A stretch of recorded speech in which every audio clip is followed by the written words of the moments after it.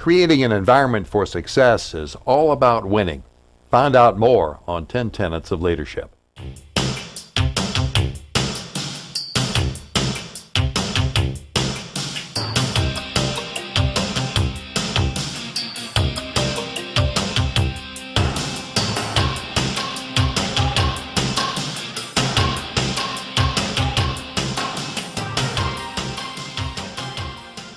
Hi, this is Andy McCaskey from SDR News here on 10 Tenets of Leadership, introducing the host of the show, Larry Pendergrass. Hi, Andy.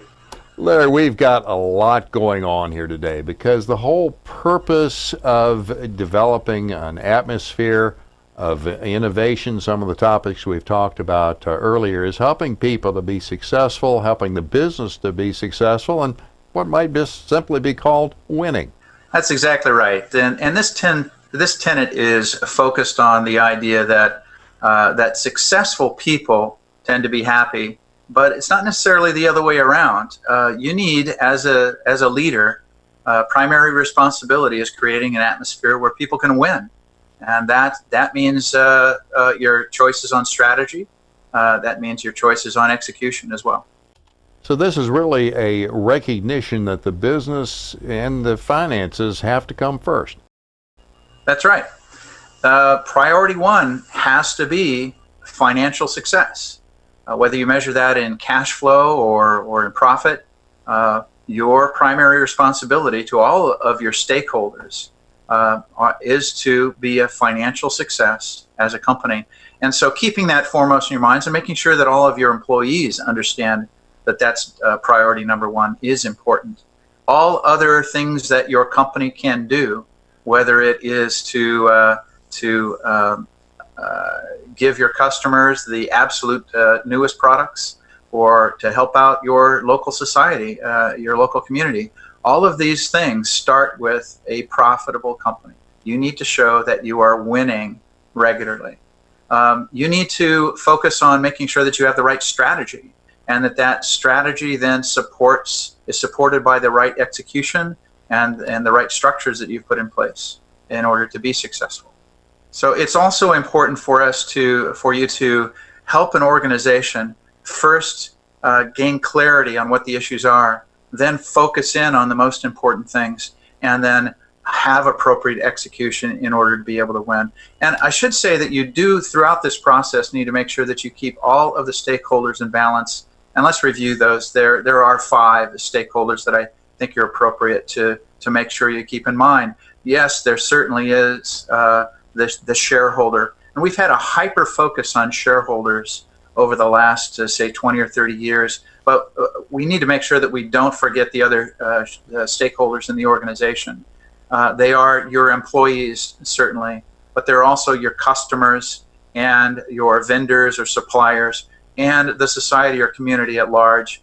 I've seen plenty of situations where a company will get out of balance with those different stakeholders, and you cannot create and maintain an organization for the long term unless you keep those 5 stakeholders in balance.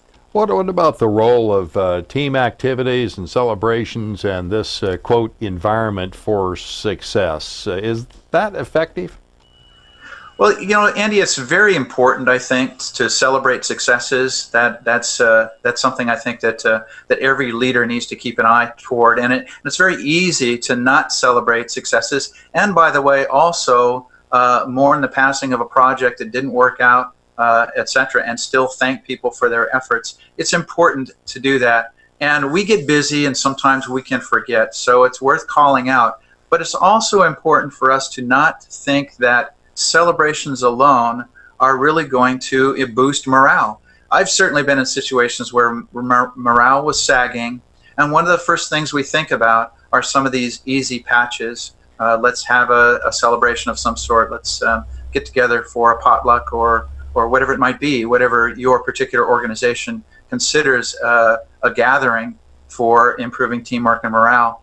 These things do work to some degree, but it's important for us to remember they're just a shiny surface on what's really necessary, and that is gaining success and helping people be successful in their jobs.